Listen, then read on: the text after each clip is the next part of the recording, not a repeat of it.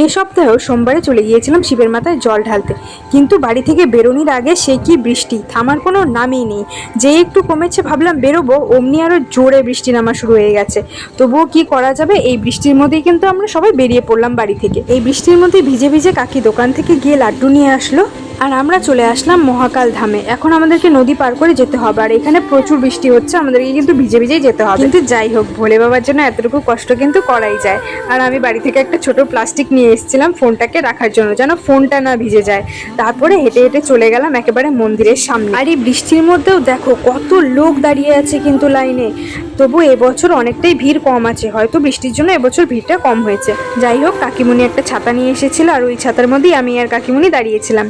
তারপর কিছুক্ষণ পরে লাইনটা একটু এগোতেই আমরা কিন্তু সামনে চলে আসলাম। এখন আর ছাতার প্রয়োজন হবে না, এখানে চাল করে দেওয়া আছে। কিছুক্ষণের মধ্যেই দেখি পেছনে আরো বেশি ভিড় হয়ে গেছে, কারণ বৃষ্টিটা এখন একটু কমেছে, তাই লোক আসাও শুরু হয়ে গেছে। ফাইনালি আমরা মন্দিরের ভিতরে কিন্তু চলে আসলাম, আর ভোলে বাবার দর্শনও কিন্তু আমরা পেয়ে গেলাম। তারপরে এই ভিড়ের মধ্যেই কিন্তু আমরা সুন্দর করে পুজোটা দিয়ে দিলাম, আর কালী মন্দিরেও ধূপধুনা দেখিয়ে দিলাম। আর এই দেখো, এটা হচ্ছে এই মন্দিরটা, তোমাদেরকে আমি সুন্দর করে মন্দিরটা দেখিয়ে দেওয়ার চেষ্টা করলাম। তারপরে আমরা পুজো দিয়ে কিন্তু বেরিয়ে পড়লাম, আর বেরিয়ে আমরা মহাকাল ধামের প্রসাদ খেয়ে কিন্তু আমাদের উপোসটা ভাঙলাম।